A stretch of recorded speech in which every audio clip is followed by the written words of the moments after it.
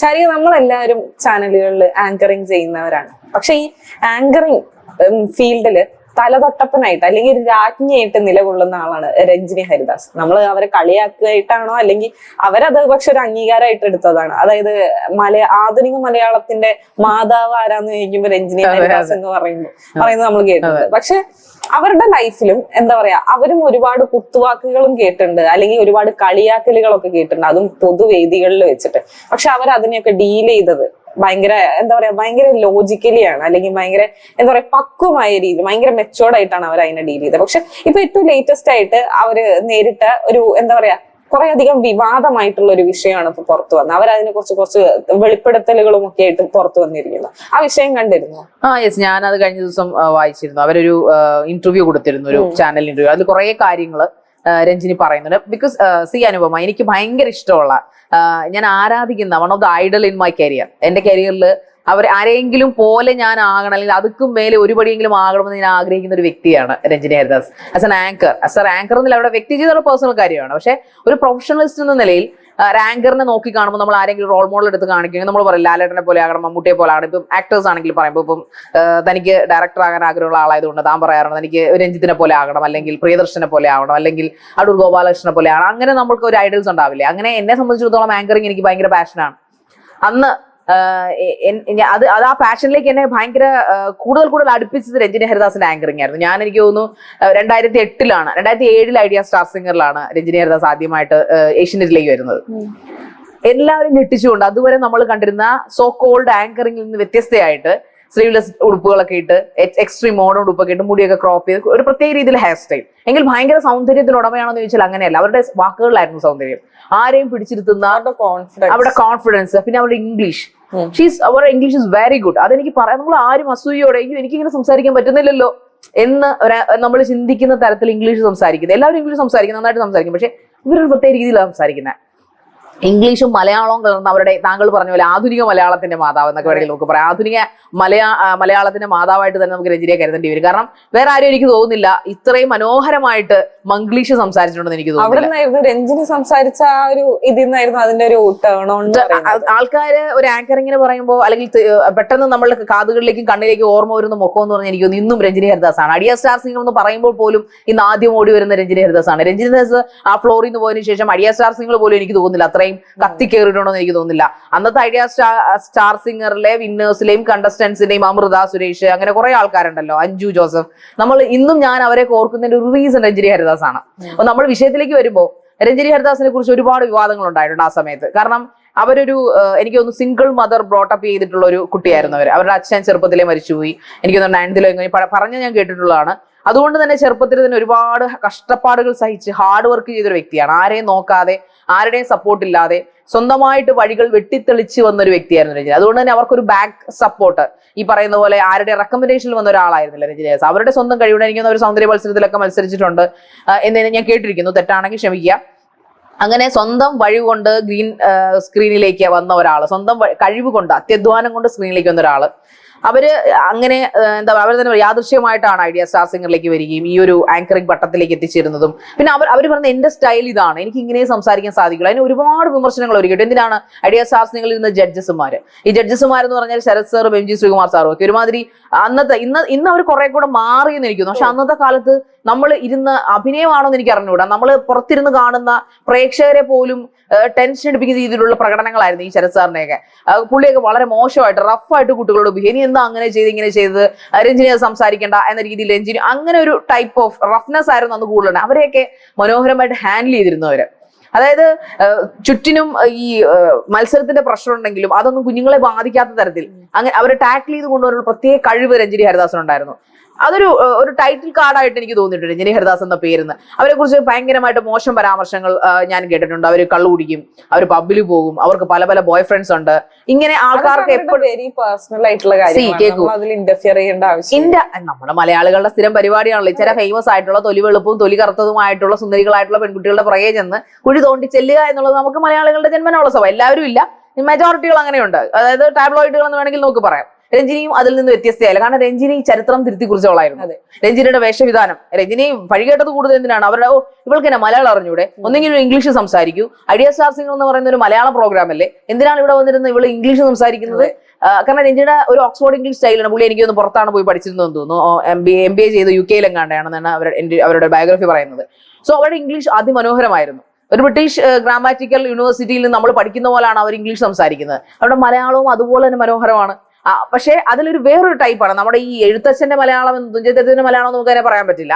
പക്ഷെ അവരുടേതായ സ്റ്റൈലിൽ അവര് മെയ്ഡ് ചെയ്തിട്ടുള്ള ഒരു ലാംഗ്വേജ്. എന്നാൽ അതിൽ എന്താ പറയുന്ന മോശം അർത്ഥങ്ങളൊന്നുമില്ല. നമുക്ക് കാര്യങ്ങൾ മനസ്സിലാകുന്നുണ്ട്, കാര്യങ്ങളുടെ ഒരു പിടിച്ചിരുത്തലുകളൊക്കെ ഉണ്ട്. അതൊക്കെ അവരുടെ പവർ ആയിരുന്നു. അവര് മാത്രം ഈ നവോത്ഥാനം കുറിക്കുന്ന എല്ലാവരും ആളുകൾക്ക് വെറുക്കപ്പെട്ടവർ തന്നെയാണ്. അത് കറക്റ്റ് ആണ് അനു പറഞ്ഞത്. നവോത്ഥാനങ്ങൾ അല്ലെങ്കിൽ സ്ഥിരമായി നടക്കുന്ന ക്ലീശേ വഴിയിൽ നിന്ന് മാറി നടക്കുന്നവർ, എതിർക്കുന്നവർ, എതിർപ്പ് പറയുന്നവർ, പുരോഗമനം പ്രസംഗിക്കുന്നവർ, ഇവരെല്ലാം ആൾക്കാരുടെ കണ്ണിലെ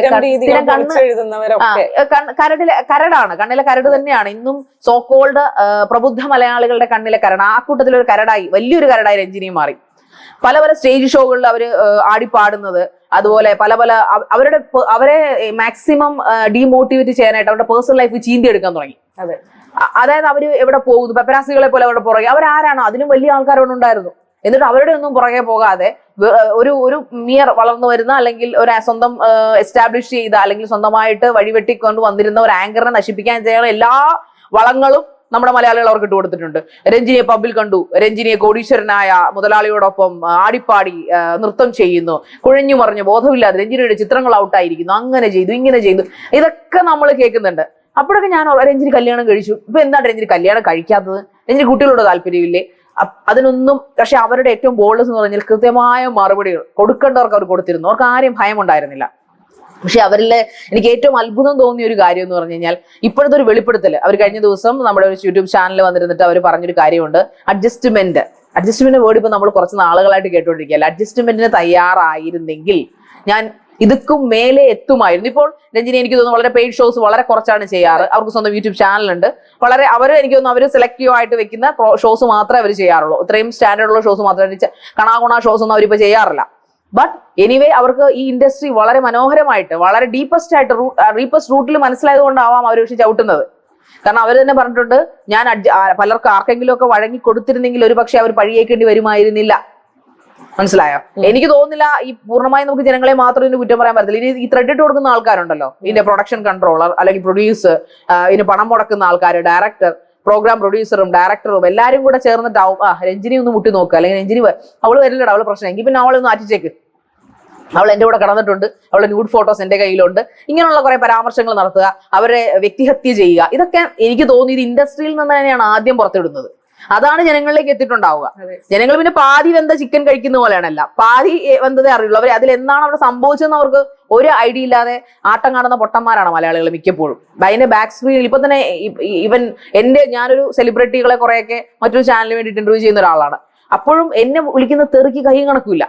തെറി എന്ന് പറഞ്ഞാൽ ജീവിതത്തിൽ ഞാൻ കേൾക്കാത്ത തെറികൾ. പക്ഷെ ആ എൻജോയ് ഇപ്പോഴും ഞാൻ പ്രേക്ഷകരോട് പറയണേ, എനിക്ക് ഭയങ്കര ഇഷ്ടമാണ് എന്നെ വിളിക്കുന്നത്. അതാണ് എനിക്ക് തരുന്ന ഓരോ മോട്ടിവേഷനും. അതിന്റെ സ്ഥിരകൾ ഇങ്ങനെ ഊർജ്ജം പകരുന്നത്. ഇവർക്ക് തോന്നുന്നു ഇവിടെ സൈക്കോ ആങ്കറാണെന്നൊക്കെ തോന്നുന്നു കേൾക്കുന്നവർക്ക്. പക്ഷെ അല്ല, ഏതൊരു നല്ല ആങ്കറും അല്പം സൈക്കോ ആയിരിക്കും എന്ന് എനിക്ക് തോന്നുന്നു. കാരണം ഇങ്ങനെയുള്ള ഇൻഡസ്ട്രിയിൽ പിടിച്ചു നിൽക്കണ്ടേ. അപ്പോഴൊക്കെ ഞാൻ ചിന്തിക്കാറുണ്ട്, ഇവരെന്തറിഞ്ഞിട്ടാണ് എന്നെ തെറി വിളിക്കുന്നത്. ഞാൻ ചോദിക്കട്ടെ അനു, താൻ എന്റെ ഗസ്റ്റ് ആണെന്ന് ചിന്തിക്കുക. തന്റെ പെർമിഷൻ എടുക്കാതെ എനിക്ക് ഒരിക്കലും തന്നോട് ഇങ്ങനെയുള്ള ക്വസ്റ്റ്യൻ ചോദിക്കാൻ പറ്റില്ല. തന്നോട് ഞങ്ങൾ പറയും, താൻ ഇരിക്കുന്ന ഹോട്ട് സീറ്റിലാണ്, അല്ലെങ്കിൽ ഇങ്ങനെ ഒരു സീരിയസ് ഇന്റർവ്യൂ ആണ്, ഡിബേറ്റബിൾ ആയിട്ടുള്ള ഒരു ചെയറിലാണ് നിങ്ങൾ ഇരുത്തിയിരിക്കുന്നത്, താങ്കൾ കംഫർട്ടബിൾ ആണോ? അയാള് ആദ്യത്തെ കോള് ചെല്ലുമ്പോൾ തന്നെ പുള്ളിയോട് ചാനലുകാർ അത് പറഞ്ഞിട്ടുണ്ടാവും, ക്രൂ ഉറപ്പായിട്ടും പ്രോഗ്രാം ഹെഡും ടീമും പറഞ്ഞിട്ടുണ്ടാവും, സർ ഇങ്ങനെയാണ്, അല്ലെങ്കിൽ മാഡം ഇങ്ങനെയാണ് പ്രോഗ്രാംസ് പോവുക. മാഡം ഓക്കെ, എനിക്ക് ശാരികയെ മതി എന്ന് പറഞ്ഞ ഇന്റർവ്യൂസ് ആണ് ഞാൻ പലതും ചെയ്തിരിക്കുന്നത്. ശാരിക വരണം, അല്ലെങ്കിൽ ശാരിക ചെയ്താൽ മതി എന്ന് പറഞ്ഞ ഇന്റർവ്യൂസിലാണ് ഞാൻ കത്തിക്കേറിയിരിക്കുന്നത്. ശാരികയാണോ, വരട്ടെ, ഞങ്ങൾക്കൊന്ന് മൂർച്ച കൂട്ടണം, എന്തും ചോദിച്ചു, നോ ഇഷ്യൂസ് എന്ന് പറയുന്ന ഗസ്റ്റിനോടാണ് ഞാൻ ചോദിച്ചത്. പക്ഷെ ഇത് പുറത്തുനിന്ന് തെറി വിളിക്കുന്നവന്മാർക്ക് അറിഞ്ഞൂടാ. അത് വിചാരിക്കുന്നത് ഞാൻ മനഃപൂർവ്വം അവരെ അങ്ങനെ ഇത് തന്നെയാണ് രഞ്ജിനി ഹരിദാസിന് സംഭവിച്ചിട്ടുണ്ടാവുക. അവരുടെ ടാലൻസ് അക്സെപ്റ്റ് ചെയ്യാതെ, അവര് എന്താണെന്ന് മനസ്സിലാക്കാതെ, അവരെ വ്യക്തിഹത്യ ചെയ്ത് നശിപ്പിക്കും. പക്ഷെ അവിടെ ഒന്നും രഞ്ജിനി ഹരിദാസ് താഴ്ന്നില്ല. അതാണ് ഇനി അവര് ഭയങ്കര ബ്യൂട്ടി ആക്കുന്നത്. അവരിപ്പോൾ എൻജോയ് ചെയ്ത് നടക്കുന്ന വ്ളോഗ് കാണുമ്പോൾ ഭയങ്കര കൊതി തോന്നും. സ്റ്റിൽ ഷീസ് അവരിപ്പോഴും യങ് ആണ്. അവർക്ക് അവർ അത്യാവശ്യം ഏജ് ഉള്ളപ്പോഴാണ് ഈ ആങ്കറിംഗ് ഫീൽഡിലേക്ക് വരുന്നത്. പക്ഷേ അവരിപ്പോഴും ആ ഒരു എനിക്ക് തോന്നുന്നൊരു മിഡ് 30s നിൽക്കുകയാണ്, അല്ലെങ്കിൽ ഒരു എന്താണ് ഏർലി 30s നിൽക്കുകയാണെന്ന് പറയാം. ഒരു 30 വാരിയുടെ ചുരുക്കോടുകൂടി ഫിസിക്കാണെങ്കിലും മെന്റലി ആണെങ്കിലും അവർ ആ ഒരു യൂത്ത് കീപ്പ് ചെയ്യുന്നുണ്ട്. തീർച്ചയായിട്ടും അവരോട് നമ്മൾക്ക് ബേസിക്കലി തോന്നും അവർ ഭയങ്കര ജാടയാന്ന്. എനിക്കൊരു നഷ്ടം അവരെ കണ്ടപ്പോ ഒരിക്കലും ഡെക്കാത്തലോണിൽ വെച്ചിട്ട് വൈറ്റിലെ ഡെക്കാത്തലോൺ ഞാൻ കാണുന്നുണ്ട്. ഞാൻ ചിന്തിക്കും ഇവരെന്ത് ക്യൂട്ടാണ്. എനിക്ക് ഭയങ്കര ആഗ്രഹം അവരോട് മിണ്ടുന്നു, പക്ഷെ എനിക്ക് പേടി ചിന്ന് മിണ്ടി. ആ ഇടയ്ക്കാൻ എഞ്ചിനീയേഴ്സ് ഒരു സ്റ്റേറ്റ്മെന്റ് ചെയ്തായിരുന്നു, ഒരിടത്തും പുറത്തിറങ്ങി പോകാൻ പറ്റുന്നില്ല, ആൾക്കാർ വന്നിട്ട് ഇൻട്രൂഡ് ചെയ്യുകയാണ്, ഒരിടത്തും ഒന്ന് ഷോപ്പിങ്ങിന് ഇറങ്ങാൻ പറ്റുന്നില്ല, ഭക്ഷണം കഴിക്കാൻ പറ്റുന്നില്ല, എവിടെയെങ്കിലും ഒന്നൊരു ടോക്കൺ എടുക്കാൻ നിൽക്കാൻ പറ്റുന്നില്ല. അപ്പോഴേ ആൾക്കാർ വന്നിട്ട് ചോദിക്കാതെ പറയുന്നത് സെൽഫി എടുക്കാന്നൊക്കെ പറഞ്ഞ് എഞ്ചിനീയർ സ്റ്റേറ്റ്മെന്റ് ഇറക്കിയ സമയത്ത് തന്നെ അവരെ കാണുന്നത്. അപ്പൊ ഞാൻ എന്നെ ഒന്നത് പിൻവലിപ്പിച്ചു, ദൈവമേ വേണ്ട, അക്കൂട്ടത്തിൽ ഞാനും പെടാൻ ഞാൻ ആഗ്രഹിക്കുന്നില്ല. അവരുടെ പ്രൈവസി അന്ന് തിരക്കൊന്നുമില്ല, she's there with some of her friends ആയിട്ട് നിൽക്കുകയാണ്. പക്ഷെ ഐ ആം ഹാപ്പി, അവരെ കണ്ടതുകൊണ്ട് ഞാൻ ഭയങ്കര ഹാപ്പി ആയിട്ട് നിൽക്കുന്നു. അപ്പൊ അവരുടെ ഒരു കരിയറിൽ എല്ലാവർക്കും വിഷമം തോന്നിയൊരു ഇൻസിഡന്റ് കൂടെ ഉണ്ടായിട്ടുണ്ട്. അവരിപ്പോ ഈ പറഞ്ഞതിനോ ഞെട്ടിക്കുന്ന സംഭവം, ഹേമ കമ്മിറ്റി പോലെ തന്നെ ഞെട്ടിക്കുന്ന ഒരു സംഭവമാണ് അഡ്ജസ്റ്റ്മെന്റ്. ഇത്രയും ടാലന്റഡ് ആയിട്ടുള്ള, ഇത്രയും അവരുടെ ഒരുപാട് കഴിവുകൾ അല്ലെ, ഈവൻ മിസ് കേരള മത്സരത്തിലൊക്കെ മത്സരിച്ചിട്ടുണ്ടെന്നും അതോടൊപ്പം ഇത്രയും ലാംഗ്വേജും കാര്യങ്ങളും പ്രസന്റബിൾ ആയിട്ടുള്ള ഒരു വ്യക്തിക്ക് പോലും അഡ്ജസ്റ്റ്മെന്റിന് തയ്യാറാണെങ്കിൽ നമ്മുടെ ഇൻഡസ്ട്രി എത്രമാത്രം ചീപ്പാണെന്ന് ആലോചിക്കുക. ഒരു ആങ്കറിന് ഒരു പ്രോഗ്രാം കിട്ടണമെങ്കിൽ അവൾ കൂടെ കിടക്കണം എന്ന് പറയുന്നത് എവിടുത്തെ ചെറ്റത്തരമാണെന്ന് തന്നെ ചോദിക്കേണ്ടി വരും അല്ലെ. അക്കൂട്ടത്തിലാണ് നമ്മൾ ജഗതിയുടെ വിഷയം. അദ്ദേഹം ഇപ്പോ 10-15-20 വർഷമായിട്ട് വീട്ടിൽ കുത്തിയിരിക്കുകയാണ്, ജഗതി ശ്രീകുമാർ. എനിക്ക് സീരിയസ്ലി അദ്ദേഹത്തെ കുറിച്ച് ഒരുപാട് കിംവദന്തികൾ ഞാൻ കേട്ടിട്ടുണ്ട്. പലരുടെയും ലൈഫിൽ പല കൊമേഡിയൻസിനെയും വളർത്താത്തത് അദ്ദേഹമാണെന്നൊക്കെ ഞാൻ നേരത്തെ കേട്ടിട്ടുണ്ട്. പക്ഷേ എന്നെ സംബന്ധിച്ചിടത്തോളം ഈ രഞ്ജിനി ഹരിദാസിന്റെ കേസിൽ ഐഡിയ സ്റ്റാർസിന്റെ ഫിനാലെയാണ്. ആ ഫിനാലെയോ ഏതോ ഒരു സമ്മാനദാനം നടക്കുന്ന ഒരു ചടങ്ങിൽ എത്രയോ ലക്ഷക്കണക്കിന് ആൾക്കാരിരിക്കുന്ന മൈതാനിയിൽ ലൈവായിട്ടാണ് ജഗതി പറഞ്ഞത്. ഞാനും ആ ഷോ കണ്ടതാണ്. എന്നോട് പറയുന്നത് കേൾക്കുന്നത് വളരെ അഹങ്കാരത്തോടുകൂടി ആ മനുഷ്യൻ ആ വ്യക്തിയോട് പറയുകയാണ്. അത്രയും നാളെ ഷോ കൊണ്ടുവരുന്ന ഒരു ആങ്കറാണ്, വേണ്ട ഒരു സ്ത്രീയാണെന്നൊരു പരിഗണന പോലും കൊടുക്കാതെ അയാൾ പറഞ്ഞത് എന്താണ്, നിങ്ങൾ അല്ല രഞ്ജിനി ആങ്കേഴ്സ് അല്ല വിധിക്കേണ്ടത്, വിധിക്കാൻ ജഡ്ജസ് ഇരിപ്പുണ്ട്, ആങ്കേഴ്സ് വാടച്ചിരുന്നു എന്ന് എന്തോ ഒരു സ്റ്റേറ്റ്മെന്റ്, ഈ ടൈപ്പ് ഓഫ് ഒരു സ്റ്റേറ്റ്മെന്റ് ആണ് പുള്ളി ഇറക്കിയത്. ഞാൻ ആ ഷോ എന്ന് കണ്ടതാണ്. സത്യത്തിൽ കേട്ടപ്പോൾ നമ്മുടെയൊക്കെ വല്ലാതായിപ്പോയി. ജഗതിയെ കുറിച്ച് നമ്മൾ അതുവരെ അങ്ങനല്ല, അയാളെ കുറിച്ച് എന്തൊക്കെ കിംവദന്തികൾ പറഞ്ഞു. അയാളുടെ പേഴ്സണൽ ലൈഫാണ്. അയാൾക്ക് ഇപ്പോൾ 5 ഭാര്യമാരുണ്ട്, പലരെയും ചീറ്റ് ചെയ്തിട്ടുണ്ട്, കൊമേഡിയൻസിനെ വളർത്തുന്നില്ല എന്നൊക്കെ പറഞ്ഞതൊക്കെ അയാളുടെ പേഴ്സണൽ കാര്യം. അയാൾ as A professional, as A comedy actor എന്ന അയാൾ പൊളിയാണ്. അയാൾ ഇന്നും നമ്മൾ അയാളുടെ സിനിമകൾ കണ്ട് പൊട്ടിപ്പൊട്ടിച്ചിരിക്കും. അയാളുള്ള ദേഷ്യമൊക്കെ നമുക്ക് ആ സിനിമ കണ്ട് നമ്മൾ മറന്നു പോകും. പക്ഷെ ആ മൊമെന്റിൽ എനിക്ക് അങ്ങ് വെറുപ്പായി പോയി ആ മനുഷ്യനോട്. സത്യത്തിൽ അന്ന് രഞ്ജിനി കരഞ്ഞില്ല, ദേഷ്യപ്പെട്ടില്ല, അതേ ചിരി.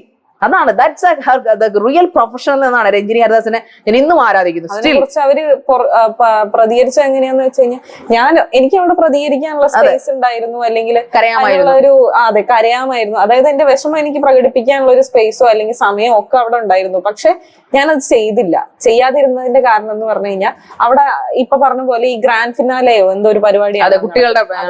അപ്പൊ കുട്ടികൾ ഓൾറെഡി അവിടെ ടെൻസ്ഡ് ആണ്. അവര് ആർക്ക് പ്രൈസ് കിട്ടും അല്ലെങ്കിൽ ആര് ഫെയിൽ ആവും എന്നുള്ള കാര്യത്തിലൊക്കെ അവർ ഭയങ്കര എന്താ പറയാ കോംപ്ലിക്കേറ്റഡ് ആയിട്ട് ഇരിക്കുന്ന സമയത്ത് ഞാൻ പോയി ഇതിനെ പ്രതികരിച്ച് ആ ഒരു വേദി ഞങ്ങൾ തമ്മിലുള്ള ഒരു വാക്കേറ്റത്തിനോ അല്ലെങ്കിൽ തർക്കത്തിനോ ഉള്ള ഒരു വേദിയാക്കി മാറ്റാൻ എനിക്ക് ആഗ്രഹം ഉണ്ടായിരുന്നില്ല. കുട്ടികളുടെ ശ്രദ്ധ തിരിക്കാൻ അല്ലെങ്കിൽ അവരുടെ മനസ്സൊന്നുകൂടെ വിഷമിപ്പിക്കാൻ എനിക്ക് താല്പര്യം ഉണ്ടായിരുന്നില്ല. അതുകൊണ്ട് ഞാൻ അതിനോട് ഒന്നും തന്നെ പ്രതികരിച്ചില്ല എന്നാണ് രഞ്ജിനി ഈ ഒരു വിഷയത്തെ പറ്റി പറഞ്ഞിട്ടുള്ളത്. പക്ഷേ എന്തുമാത്രം മെച്ചോർഡായിട്ടാണ് സംസാരിച്ചത്. തീർച്ചയായിട്ടും. അതായത് ജഗതിയൊക്കെ അയാൾ അവരുടെ മുമ്പിൽ ചൂളിയിട്ടുണ്ടാവണം. അയാൾക്ക് തന്നെ മെച്ചൂരിറ്റി എന്ന് അറിഞ്ഞാൽ മാത്രം. എനിക്കിന്നും ആ മനുഷ്യനോട് മമതയൊന്നുമില്ല. കാരണം അത്രയും ഒരു ലോ ലെവലിൽ അദ്ദേഹം ഇത്രയും വലിയ കലാകാരൻ അങ്ങ് ഉക്കാർ വെച്ചിരിക്കാറെന്ന് തമിഴന്മാര് പറയുന്ന പോലെ അങ്ങ് ടോപ്പിലാണ് മലയാളികൾ ജഗതിയെ വെച്ചിരുന്നത്. അയാൾ ഇനി ക്യാരക്ടർ എത്ര മോശമാണ് പേഴ്സണൽ ക്യാരക്ടർ. ബട്ട് അദ്ദേഹത്തിന് ഈ ഒരു പ്രകടനം കൊണ്ട് തന്നെ നമ്മൾ വെറുത്തുപോയി.